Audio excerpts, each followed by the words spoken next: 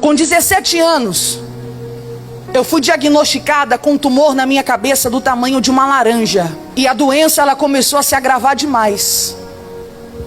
E eu não tinha mais força para levantar, eu não tinha mais força para me mexer, eu não tinha mais força para ir para a igreja. Chegou um tempo da doença que eu fiquei completamente debilitada, muito cansada. Nos primeiros meses da doença eu ainda conseguia pregar, mas depois do culto, independente do lugar que eu estava, os irmãos, os pastores me levavam direto para o hospital. E eu fui emagrecendo muito, eu fui perdendo muito peso, eu fui ficando muito doente.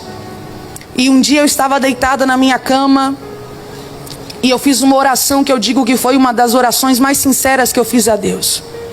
Eu falei assim: Senhor, eu não tenho mais força para lidar e para lutar contra essa doença. Eu acho que acabou para mim. Eu já preguei o que eu tinha que pregar. Eu já vivi o que eu tinha que viver. Acabou para mim.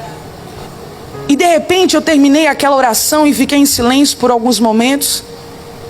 E deitado olhando para o teto do meu quarto, eu ouvi uma voz muito forte que dizia o seguinte a mim: eu não estou pedindo para você viver assim uma vida inteira.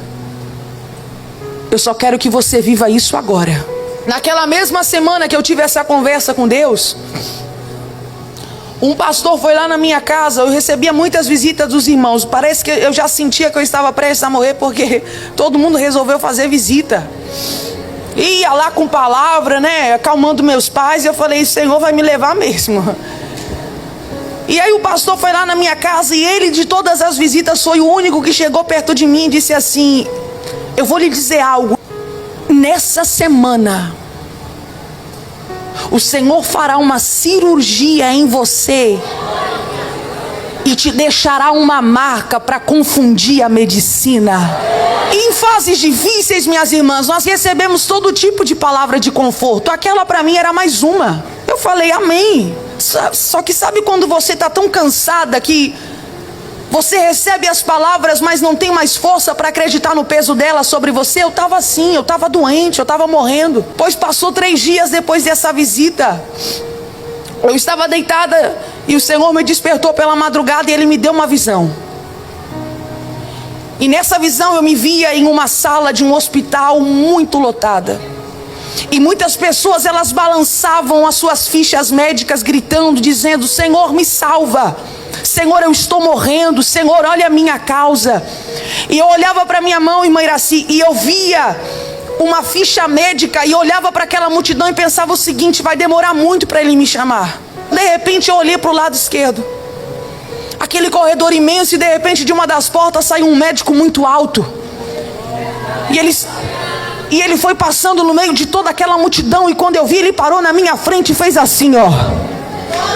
Eu coloquei aquela ficha na mão dele.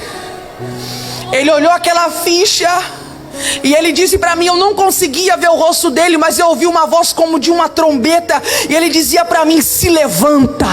E eu me levantei na frente dele. Quando eu me levantei, ele abriu o jaleco e tirou do jaleco uma pinça de ouro. Ele falou para mim assim: me mostra onde dói. Quando eu coloquei a mão na minha cabeça, eu senti a carne esponjosa do tumor. A minha mão ficou assim, Roberta. E ali eu entendi a proporção da doença que eu estava dentro de mim. Ele não falou nada. Ele abriu a pinça e colocou a pinça entre aquele caroço. Ele apertou, sentiu uma dor muito aguda. De repente ele tirou, guardou, disse mais uma vez para mim: coloca a mão onde dói. Quando eu coloquei a mão, não tinha mais nada. Comecei a gritar do meu quarto dizendo: mãe, alguém mexeu dentro da minha cabeça. Eu estou sentindo alguma coisa aqui dentro, está faltando alguma coisa. A minha tomografia era uma tomografia de emergência, pedida com muita pressa. Então o que aconteceu? Eu fui fazer naquela mesma semana todos os exames que eu tinha que fazer. A tomografia de 27 ângulos na minha cabeça.